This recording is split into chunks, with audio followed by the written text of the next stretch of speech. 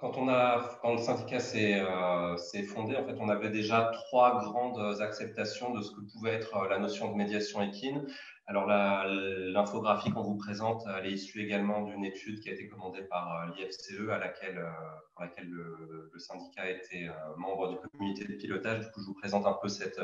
représentation graphique de ces trois visions de la médiation équine. On va commencer, je vais essayer de trouver un pointeur si jamais il veut venir, il est là. On va commencer par la représentation de droite qui était celle qui a quand même prévalu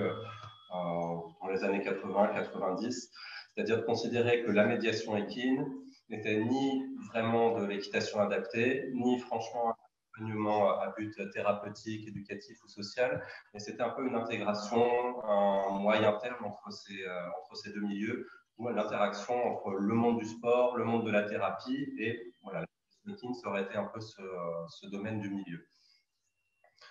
Un peu plus tard et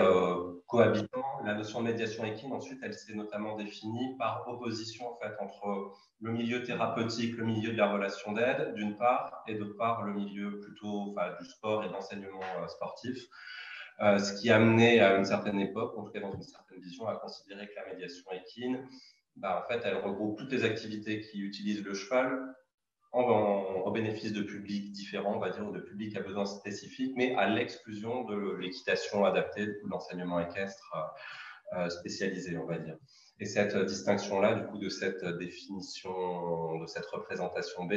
elle est notamment liée au fait que la France a une particularité, c'est que les activités physiques et sportives, l'enseignement des activités physiques et sportives est réglementé, alors que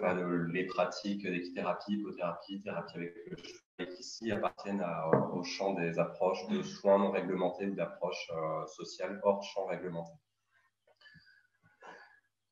Et enfin, autre vision de la médiation équine, qui est plutôt celle finalement sur laquelle s'est fondé le syndicat et qu'on partage avec une grosse partie de hier, c'est l'idée selon laquelle, pardon, je suis désolé, j'admets en même temps que je vous parle des gens qui étaient en file d'attente, je les admets dans le webinaire. Donc, cette première représentation, elle inclut en fait toutes les pratiques de médiation équine qui peuvent aller du coaching à l'enseignement équestre adapté à des publics en difficulté, équitie, thérapie avec le cheval, équithérapie, hypothérapie. On va dire du coup, c'est toutes les pratiques qui utilisent un cheval avec des publics différents. Et si on devait exclure éventuellement une chose en particulier, un domaine de cette représentation-là, ce serait, on va dire, le sport équestre de haut niveau, type para-équestre, le dressage à niveau olympique ou pourquoi pas